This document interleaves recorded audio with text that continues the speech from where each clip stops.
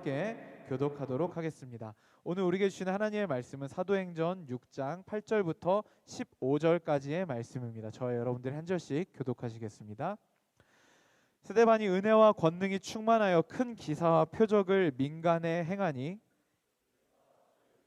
즉 그레네인, 알렉산드리아인, 길리기아인과 아시아에서 온 많은 사람에서 어떤 자들이 일어나 스데반과 더불어 논쟁할세. 스데반이 지혜와 성령으로 말함을 그들이 능히 당하지 못하여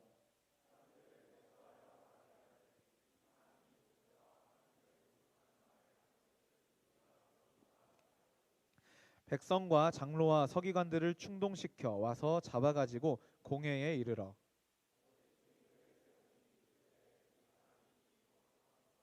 율법을 거슬러 말하기를 마지 아니하는도다. 그의 말에 이 나사렛 예수가 이곳을 헐고 또 모세가 우리에게 전하여 준 규례를 고치겠다 함을 우리가 들었노라 하거늘 공회 중에 앉은 사람이 다 스데반을 주목하여 보니 그 얼굴이 천사의 얼굴과 같더라. 아멘. 자리에 앉겠습니다. 여러분 오늘은 스데반 집사님에 대한 이야기를 함께 나눠보려고 합니다.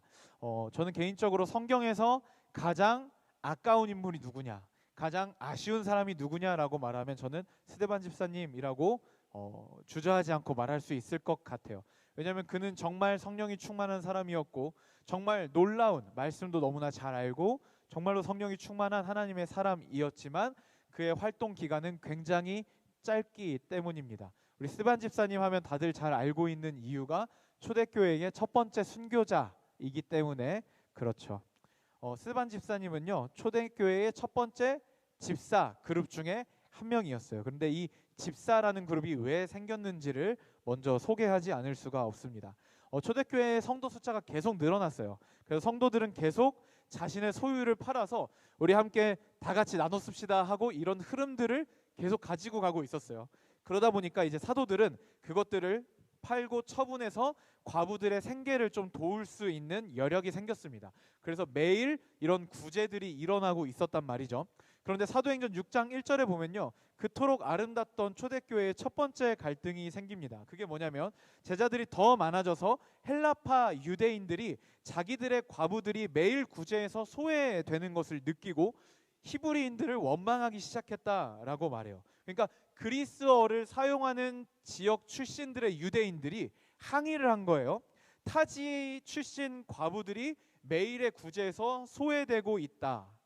그런데 가만 보니까 아예 정통 유대인들, 그러니까 히브리어를 쓰는 유대인들의 과부들은 소외되지 않는 것 같다. 이게 무슨 일이냐라고 이제 항의를 한 거죠. 물론 여러분 이거는 일부러 소외시킨 건 아니에요. 그냥 어쩌다 보니 사도들이 다 그 이스라엘 본토의 유대인이다 보니까 관계도 그렇고 언어도 그렇고 우리 저 과부 뭐 못 받았다는데 그러면 그래 그럼 내일 2개 줄게 이런 소통이 너무너무 쉬웠겠죠. 같은 언어끼리는. 그런데 헬라파 유대인들은 그거를 말하기가 조금 쉽지 않았을 수도 있고 어쨌든 소통의 문제로 그리스 지역 출신 과부들이 매일의 구제에서 조금 소외되기 시작했어요. 그러니까 딱 봐도 뭔가 체계가 잡히고 규칙이 있는 그런 뭔가 구제는 아니었다라는 것을 우리가 눈치챌 수가 있겠죠.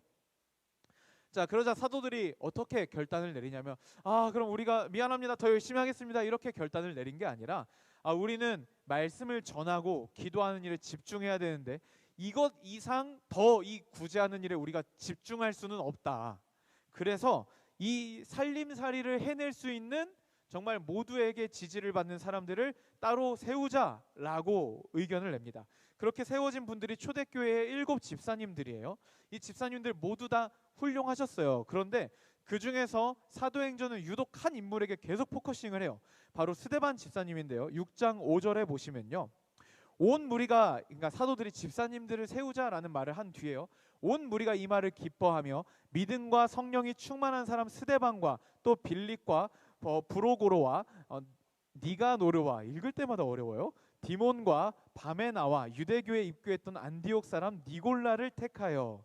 그러니까 7 집사님들을 다 말하는데 여러분 여기 믿음과 성령이 충만한 사람 스데반, 이라고 돼 있잖아요. 근데 이게 한국말로 봤을 때는 믿음과 성령이 충만한 사람이 일곱 집사님들을 다 수식하는 걸로 착각할 수도 있지만, 이게 원어도 영어도 다 보면요, 이 믿음과 성령이 충만한 사람은 스데반이라는 명사만을 수식하고 있어요. 그러니까 사도행전은 의도적으로 그냥 일곱 집사님들을 나열하는데 스데반만 수식어를 붙인 거예요. 믿음과 성령이 충만한 사람 스데반, 이렇게 이름을 붙입니다.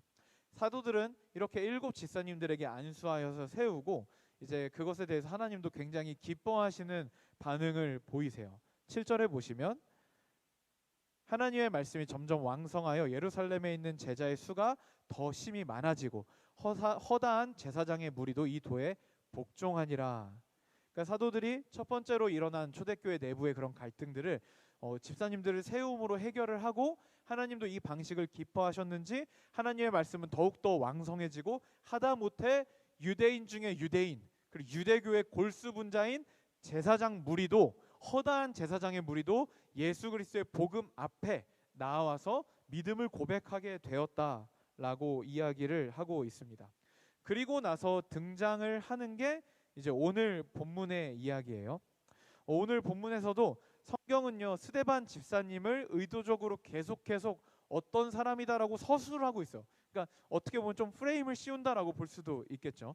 8절과 10절을 집중해서 보시면 스데반이 은혜와 권능이 충만하여 큰 기사와 표적을 민간에 행하니, 그러니까 이 집사님들은 단지 살림살이만 하신 것이 아니라 교회의 살림을 도맡아 하시면서 말씀을 전하고 복음을 전하는 일도 게을리하지 않았다는 걸 알 수 있겠죠.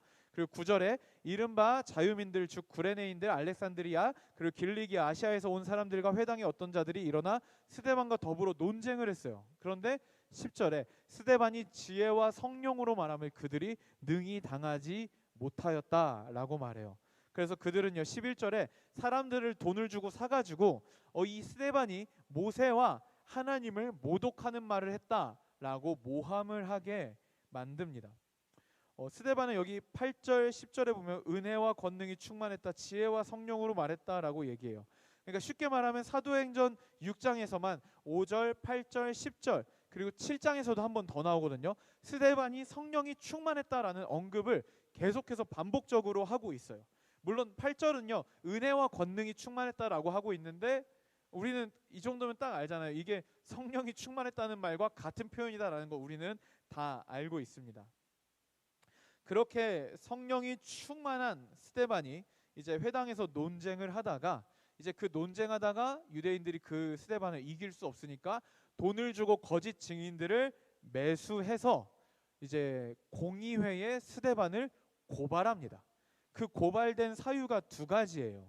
14절 한번 보시면요, 그의 말에 이 나사렛 예수가 이곳을 헐고 또 모세가 우리에게 전하여 준 규례를 고치겠다 함을 우리가 들었노라 하거든. 그러니까 거짓 증인들이 그 공의회에 뭐라고 신고를 했냐면 스데반이요 성전을 모독했고 율법을 모독했습니다 라고 고발을 한 거예요. 근데 여러분, 우리가 느낌상 유대인들에게 성전과 율법을 모독했다 그러면은 딱 봐도 어때요? 아, 이건 죽겠다. 이 정도면 죽겠다 싶죠. 그러니까 성전과 율법, 이건 유대교의 신앙을 두 가지로 표현하면 성전과 율법이에요. 이걸 제외하고 유대교는 성립이 되지 않습니다. 그러니까 그들이 생명과 같이 붙들고 있는 게 성전에 대한 교리들 그리고 율법에 대한 교리와 해석들이었어요. 그런데 이 두 가지를 다 예수가 하나는 헐어버리겠다, 그리고 하나는 다 뜯어 고치겠다, 문제가 있는 것처럼 율법을 뜯어 고치겠다라고 하는 말을 스데반이 했다라고 고발을 한 거죠. 그래서 스데반은 그런 이유로 공의회에 서게 됩니다. 고발하는 사람들이 그렇게 고발을 하자 이 이야기만 듣고도 유대인들은 이를 갈고 분노할 수밖에 없었을 거예요. 참 악하지 않아요? 막을 길이 없으니까. 그러면 말이 안 통하고 저 사람 말이 너무 맞는 것 같고 나도 설득될 것 같으면 혹시 저게 맞는 말 아닐까 하고 귀를 기울여 볼 법도 한데, 저 사람을 말로 막을 수가 없으니까 거짓말로 저 사람이 딱 죽을 수밖에 없게 설계를 해가지고 고발을 해버린 거예요. 너무너무 악한 전략입니다.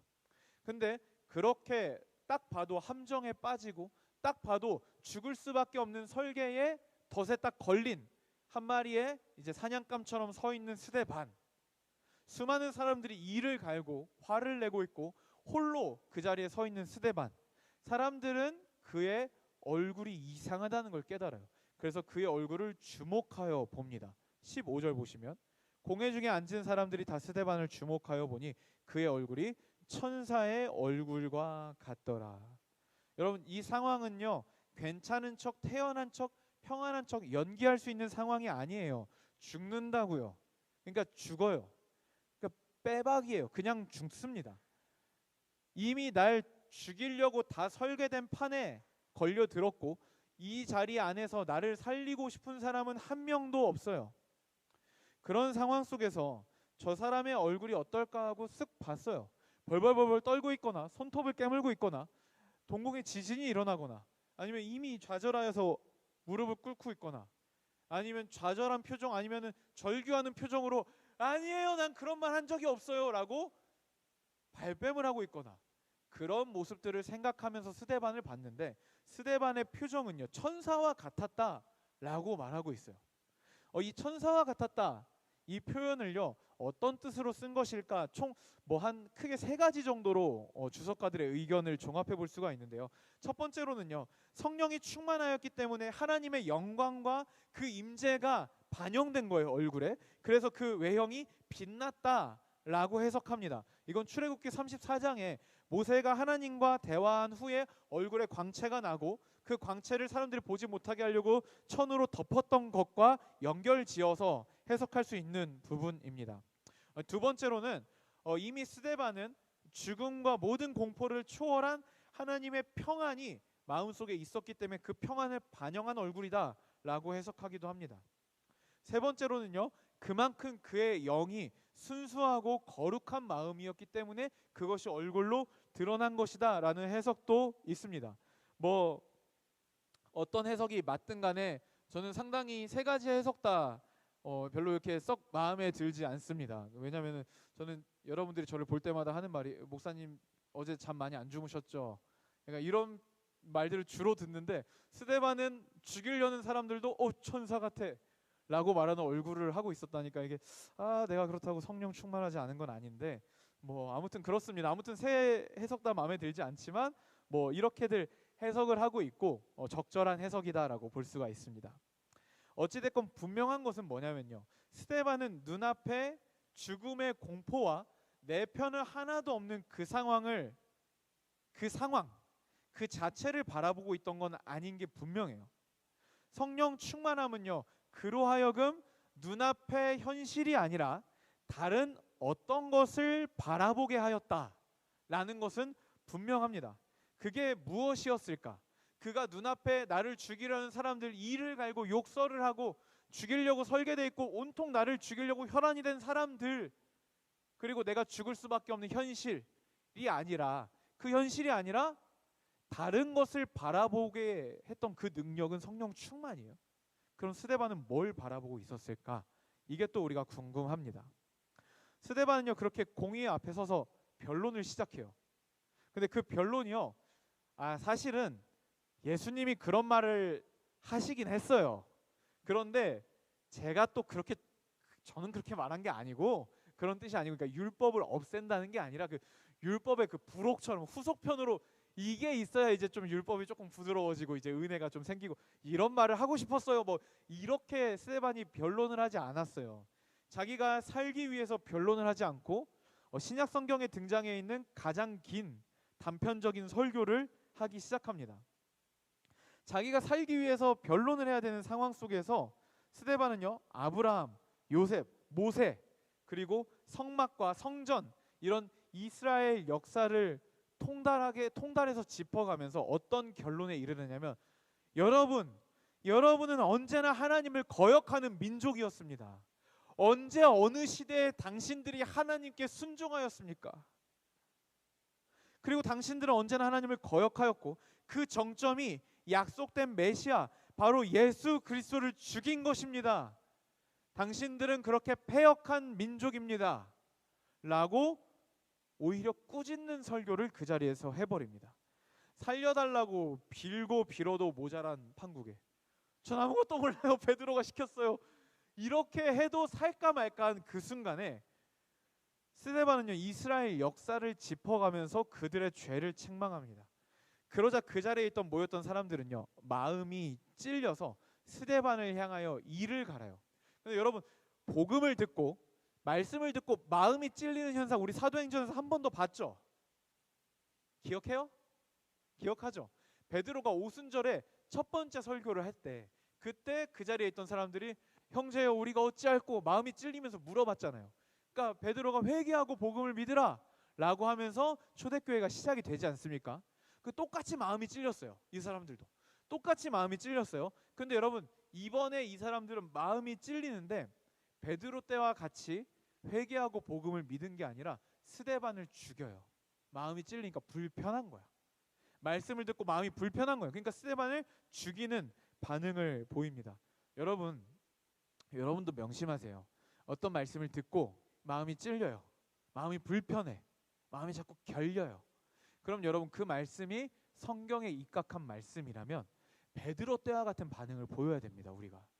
그게 우리를 살리는 하나님의 말씀이에요. 그런데 말씀이 찔려, 결려.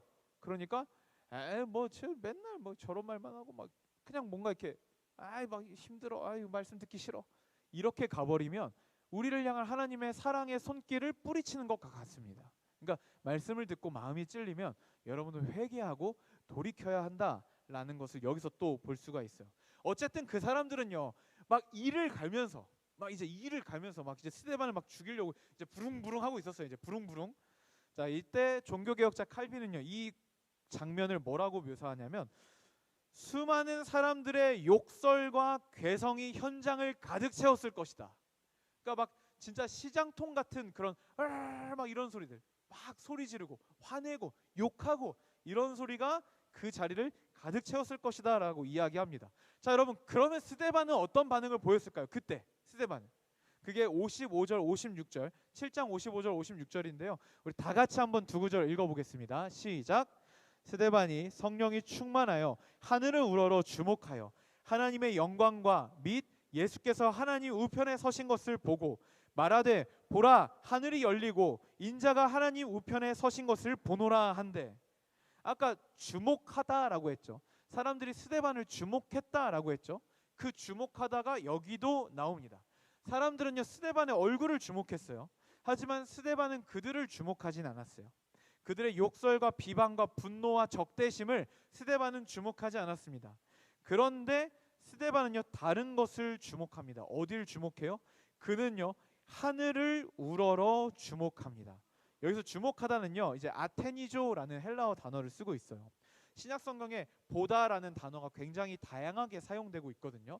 주목하다라는 다른 단어도 있어요. 그런데 이 여기서 쓰인 아테니조라는 이 단어는요 강한 집중, 강한 몰입 이런 부분에 좀 특화된 집중하다라는 뜻이에요. 그러니까 주변이 그만큼 소란스러우니까 정말 강한 집중과 몰입으로 뭔가를 집중해서 봤다라는 것을 의미합니다.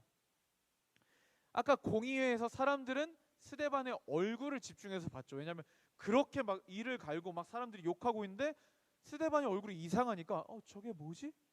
하고 몰입해서 본 거예요. 그런데 이번에 스데반은요 그 시끄러운 시장통 같은 그곳에서 스데반은요 그 현장에 마음과 시선을 두지 않고 완전히 어딘가에 몰입해서 뭔가를 보고 있습니다. 얼마나 몰입하고 있었냐면 자기가 입 밖에 내는 순간 맞아 죽을 수밖에 없는 그 말을 탄성처럼 내뱉어요. 하늘이 열리고 인자가 하나님 우편에 서신 것을 내가 봅니다. 여러분 하늘이 열리고 인자가 예수 그리스도가 하나님 보좌 우편에 서 계세요. 지금 그 예수 때문에 여기 끌려와 있는데 그 말을 하면 안 되죠. 그럼 죽잖아요. 그 말이요 어떻게 작용을 하냐면요 마치 버튼 역할을 해서 부릉부릉 하고 있는 사람들이 그 말을 듣자 스데반을 돌로 쳐서 죽이기 시작합니다. 근데 여러분 여기서 한 가지 우리가 재미있는 건 뭐냐면 스데반이 몰입해서 본 하늘의 광경, 하나님의 보좌와 그 보좌 우편에 인자가 서 있다. 서 있는 걸 보노라 라고 합니다. 방금 우리 55절 56절 한 번 더 보여주실래요? 방금 거. 예. 우편에 서신 것을 보노라 한데 라고 돼 있죠. 근데 여러분 성경 어디에도 예수 그리스도께서 보좌 우편에 서 계시지 않아요. 그분은요 십자가에서 너무 힘드셔갖고 보좌 우편에 계속 앉아 계세요. 웃자고 한 소리예요. 그분은 보좌 우편에 앉아 계세요. 보좌 우편에 앉으신 이와 다 앉아 계세요. 언제나 앉아 계세요. 그런데 여기만 보좌 우편에 인자가 서 있으세요. 이게 어떤 의미가 있을까요? 스데반은요 예수님을 그 자리에서 벌떡 일어나게 한 거예요. 스데반이 사람들의 그런 막 함성과 질타와 욕설 여기서 눈을 들지 않고 예수 그리스도를 바라보려고 길을 쓰고 집중하고 몰입하고 발버둥 치고 있는 그때 예수님 일어나신 거예요. 박수 치시면서 그래 스데반 여길 바라봐. 잘하고 있어. 나를 바라봐. 내가 함께하고 있다. 그래 거기가 아니라 여기야. 이걸 바라봐. 박수 치면서. 박수 쳤다는 표현은 없지만 치셨을 수도 있어요. 박수 치면서 여길 바라봐라. 스데반 잘하고 있다. 그러니까 예수 그리스도께서 보좌 우편에서 벌떡 일어나셔서 스데반을 격려하고 응원하고 계시는 거예요. 그 장면을 본 스데반은요 끝까지 두려움에 잡아먹히지 않아요. 현실에 휩쓸려 버리지 않아요. 그래서 결국 스데반은요 돌에 맞아 죽습니다. 그런데 스데반이 마지막으로 내뱉은 그 한마디는요 그가 처절한 패배자, 살해당한 희생양이 아니라 끝까지 경주를 완주한 완성자요, 성공자요, 승리자였다라는 사실을 보여줘요. 60절 말씀 우리 함께 읽어볼까요? 시작. 무릎을 꿇고 크게 불러 이르되 주여 이 죄를 그들에게 돌리지 마옵소서. 이 말을 하고 자니라. 여러분 할 수 있는 최고의 욕을 했을 거예요. 사람들은 최고의 욕을 했을 거라고요. 여러분 신천지가 눈앞에 있을 때 여러분 좋은 말이 나와요? 막 여호와의 증인 눈앞에 있으면 좋은 말 나와요? 안 나오죠. 진짜 막 내가 그리스도인이니까 쌍욕은 안 하더라도 막 진짜 막 싫은 소리가 나오잖아요. 그렇죠? 이 유대인들은요 하나님을 사랑하는 만큼 스데반에게 욕설을 하고 분노와 살의를 표했을 거란 말이에요. 그런데 스데반은 그들에 대해서 뭐라 그래요? 주여 이 죄를 그들에게 돌리지 마옵소서 하고 잡니다. 여기서 성경은 그가 승리자라는 걸 표현하기 위해서 죽었더라라고 말하지 않고 잡니다, 자니라 라고 표현하고 있습니다. 여러분 이 마지막 대사 너무 우리가 잘 아시는 분의 마지막 대사와 비슷하죠. 예수님이 십자가 위에서 그러셨잖아요. 주여 이 죄를 저들에게 돌리지 마옵소서. 저들은 자기가 무슨 일을 하는지 알지 못합니다. 그러니까 스데반은요 끝까지 예수 그리스도를 닮아가는 승리의 여정을 완주하고 그리고 주님 품에 안긴 겁니다. 여러분 이렇게 우리 스데반의 이야기를 잠깐 살펴봤어요. 사실 스데반의 설교도 굉장히 명설교고 다 살펴보고 싶긴 한데 시간 관계상 앞에 뒤에 이야기만 한번 살펴봤습니다. 여러분 스데반의 이 승리의 장면을 보시고 여러분 어떤 생각이 드세요? 저는 그런 생각이 들었어요. 어떻게 스데반의 믿음은 이토록 잘 작동이 되는가? 어떻게 이 사람의 믿음은 이렇게 잘 작동이 되지? 공의회에 끌려간다는 것 그리고 죽기 딱 좋은 함정에 걸렸다는 것을 알게 됐을 때 왜 그는 두려움에 잡아먹히지 않고 살려달라고 빌지 않고 끝까지 믿음으로 살다가 자신 앞에 놓여진 경주를 이토록 완벽하고 멋있게 끝낼 수 있었을까? 너무너무 멋있고 부러운 거예요. 여러분 우리가 스데반보다 교리를 더 많이 알 거예요. 자신 없다는 표정은 뭔지 모르겠지만 적어도 저는 더 많이 알 겁니다. 우리가 스데반보다 훈련을 더 많이 받았을 거예요. 예수를 믿은 기간도 어지간해선 이 자리에 있는 여러분들이 더 길 거라고요. 그런데도요 여러분 우리는 우리의 현실에서 믿음을 발동시키지 못할 때가 너무너무 많아요. 믿음을 발동시켜야 되는 순간이다라고 생각조차 할 수 없을 때도 우리에게 너무너무 많습니다. 그런데 스데반은요 여러분 그걸 한 거예요. 정말 딱 한 번 타협할 수 있다면 지금 타협해야 되는 그 순간에 스데반은 믿음을 발동시켜 버린 거예요. 여러분 너무너무 멋있지 않아요? 스데반의 어떤 점이 바로 이렇게 믿음을 발동시키는 요인이 되었을까? 대충 여러분도 눈치채셨겠지만 오늘 스데반의 이야기를 통해서 우리는 믿음의 가장 기본적인 원리를 한 가지 깨달을 수 있습니다. 그건 바로 이거예요. 다 같이 읽어볼까요? 시작. 믿음은 시선을 지켜낼 때 작동된다. 물론 이건 제가 만든 말입니다. 그런데 제가 만들었다라고 말할 수 없는 말이에요. 왜냐하면 이미 신앙에 너무 많은 선배들이 비슷한 말들을 너무 많이 했어요. 우리 찰스 스펄전 목사님은요, 믿음은 눈을 들어 자신을 보지 않고 그리스도를 바라보는 것이다 라고 이야기했고, 이제 에이든 윌슨 토저 목사님은 믿음은 마음의 시선을 하나님께 고정하는 것이다 라고 말씀하시기도 했어요. 그리고 앤드류 머레이 목사님은요, 믿음은 자신을 바라보지 않고 하나님을 바라보는 것이다. 이런 식으로 이미 수많은 믿음의 선배님들이 이런 시선에 관련된 믿음의 진리를 여러 번 언급했습니다. 그래서 믿음의 길을 걸었던 수많은 사람들이 무릎을 탁 치면서 인지한 믿음의 발동 조건이 있다면 그건 바로 시선입니다. 시선. 그래서 여러분 요즘 우리 호산나교회 큐티가 히브리서인데요, 히브리서의 수신자들은요 믿음의 길을 잃고 표류하고 있었어요. 그들은요 믿음의 길에 표류하고 있었어요. 방향도 모르고 돌아갈 수도 없고 앞으로 갈 수도 없고 둥둥 떠서 표류하고 있었어요. 그런데 그들에게 히브리서 저자는 뭐라고 권면하는지 아세요? 믿음의 주요 너희의 믿음을 완성하시는 예수를 바라보자 라고 이야기해요. 표류하고 있어요. 믿음의 길을 포기하고 있었다고요. 그냥 죽치고 앉아 있었어요. 그들에게 내린 처방이 뭐라고요? 히브리서의 처방? 믿음의 주요 온전케 하시는 예수를 바라보자. 시선이 제일 중요하다라는 것을 이야기하고 있습니다. 그래서 믿음에 대해서 히브리서 11장 1절은 이렇게 이야기합니다. 우리 다 같이 읽어볼까요? 시작. 믿음은 바라는 것들의 실상이요 보이지 않는 것들의 증거니. 아멘. 여러분 이거를 조금 쉬운 말로 해석을 해볼게요. 믿음은 아직 우리에게 완전히 이루어지지 않았고 보이지 않고 잡히진 않지만 하나님께서 약속하신 그것을 내 손에 있는 것처럼 바라볼 수 있는 능력이요, 지금은 보이지 않는 그 하나님의 나라가 정말 존재하고 곧 완성될 것이다 라는 것을 증명하는 힘이다. 이게 믿음이라는 거예요. 보이지 않아요. 하나님 안 보입니다. 하나님의 약속 보이지 않아요. 하나님이 우리에게 허락하신 그 영광, 하나님의 자녀되는 그 권세 보이지 않습니다. 누가 우리를 왕족 취급해줘요? 안 해주잖아요. 보이지 않습니다.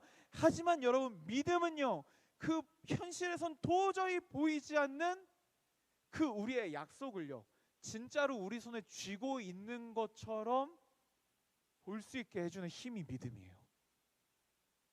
하나님의 나라, 예수님 말씀하셨죠. 천국이 가까이 왔느니라. 그리고 천국이 이 가운데 있다. 천국이 이미 이 나라가 이 세상 가운데 임하였음을 예수님 말씀하셨잖아요. 어디 있습니까 천국이? 보이지 않죠? 보이지 않아요. 우리가 천국을 경험할 수 있는 곳이 너무 없어요. 보이지 않아요. 이 세상이 메인스트림 같고 천국이 있다, 천국이 임했다라고 말하는 사람들은 정말 없습니다. 그런데 그 아버지의 나라가 언젠간 완성이 되어서 이제는 보이는 형태로 우리 가운데 임할 것이다 라는 것을 진짜로 믿게, 진짜로 내가 그렇게 알고 살아가게 해주는 힘이 바로 믿음이다 라는 거예요. 여러분 그런 믿음을 우리가 갖고 있으면요 우리는 그냥 이 땅에서의 모든 어려움들은 그냥 영웅의 서사가 됩니다. 그냥 공주가 되려면 이 정도 어려움은 있어야 돼 같은 게 되는 거예요. 전혀 공감치를 못하시는 것 같지만 우리에게 약속된 그 약속이 너무너무 어마어마하잖아요. 영원한 하나님 나라, 그리고 그 나라의 완성, 그리고 그 나라가 완성됐을 때 우린 그곳에서 주와 함께 왕노릇하는 거 아닙니까? 이게 여러분 우리에게 현실이 되잖아요. 그러면은 우리가 이 땅을 살아가면서 겪는 어려움들은요, 그냥 제 영웅의 서사예요. 그냥 위인전기의 일부처럼 느껴지게 됩니다. 제가 요즘 몇 달 동안 붙들고 살아가는 말씀이 있어요. 바울이 고린도후서 5장 7절에 이렇게 이야기합니다. 이는 우리가 믿음으로 행하고 보는 것으로 행하지 아니함이로다.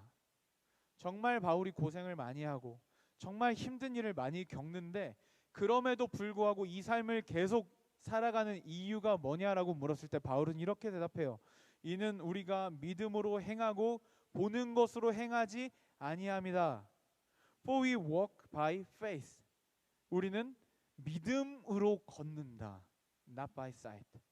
시각이 아니라, 시각에 의존하여 걷는 자들이 아니라 믿음에 의존하여 걷는 자들이다 라고 이야기해요. 우리 그리스도인이라는 종족들은요, 처음부터 예수를 주로 고백하는 그 순간부터 믿음이라는 것으로 걷는 존재들이라는 거예요. 시각에 의존해서 눈에 보이는 현실과 우리에게 맞닥뜨린 세상의 현실, 그것을 현실이라 부르며 살아가는 자들이 아니라, 물론 우리가 그 현실에도 충실해야겠지만, 그렇지만 그게 전부가 아니라 믿음의 눈으로 보는 것을 현실이라고 부르며 살아가는 존재다라는 거예요. 또 고린도후서 4장에서는 이렇게 이야기합니다. 우리가 주목하는 것은 보이는 것이 아니요 보이지 않는 것이니 보이는 것은 잠깐이요 보이지 않는 것은 영원함이라. 지금 바울이 이걸 쓸 때 스데반을 생각하지 않았을까 저는 상상을 해봤어요. 왜냐하면 스데반이 돌에 맞아 죽었을 때 바울이 그 자리에 있었거든요. 회심 전에 바울이.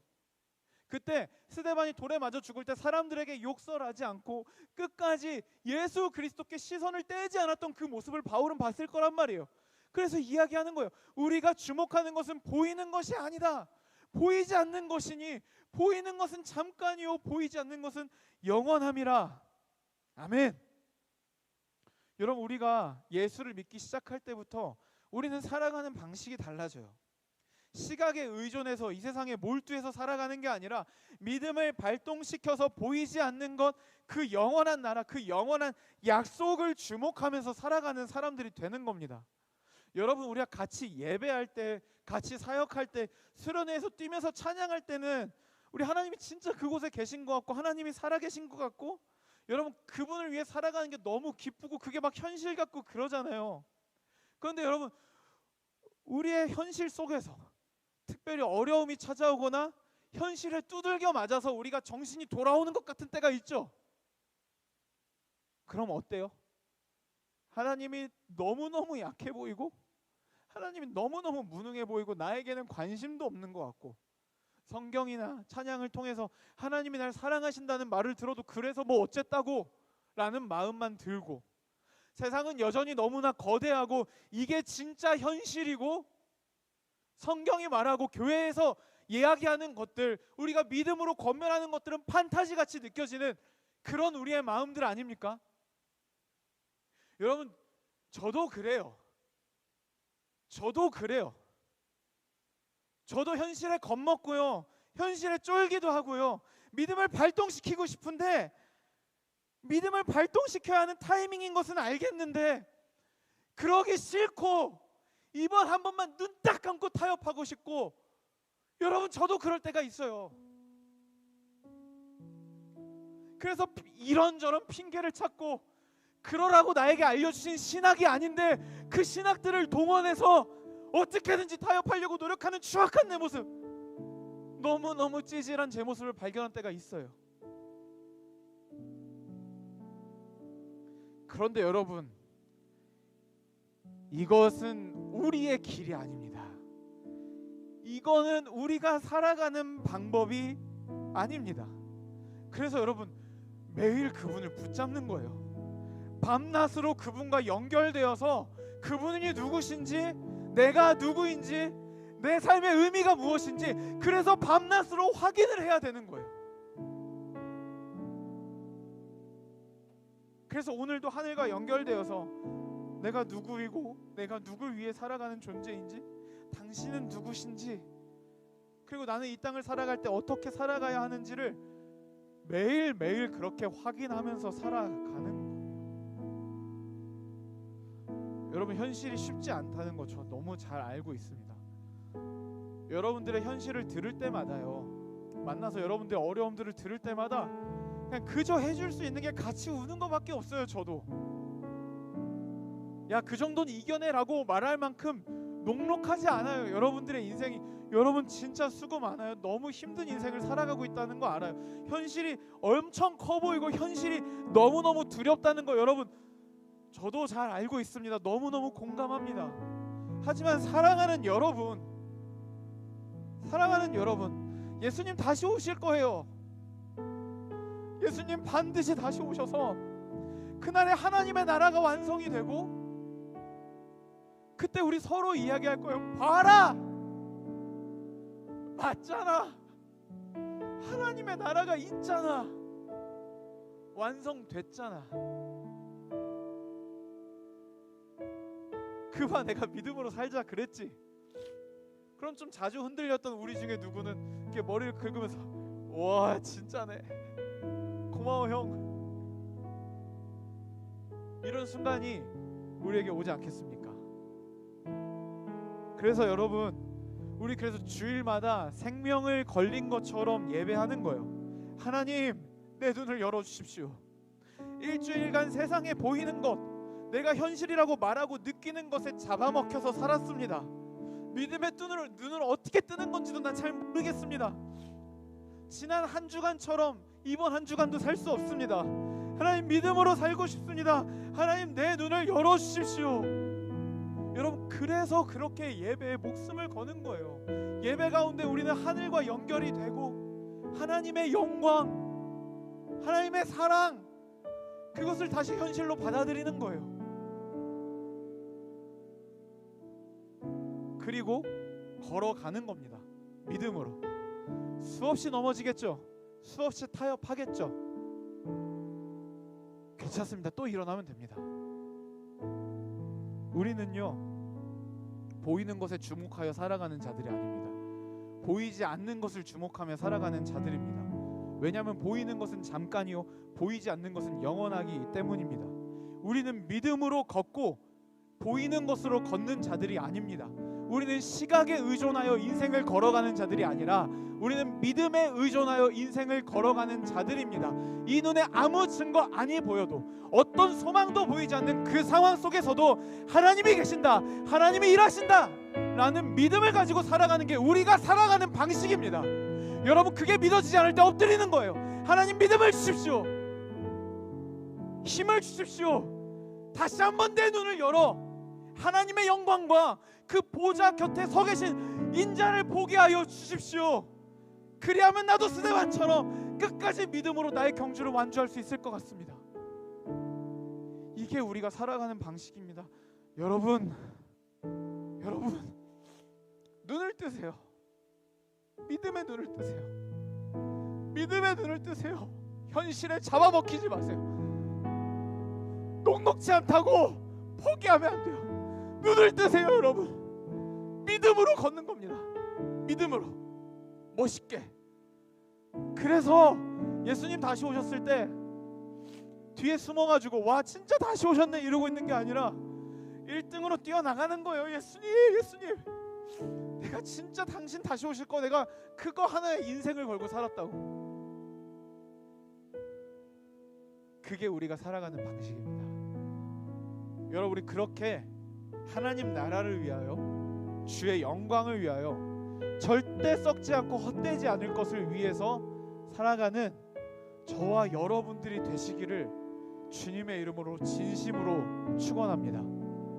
이 시간 다 같이 함께 찬양하고 또 기도하며 나아가면 좋겠습니다.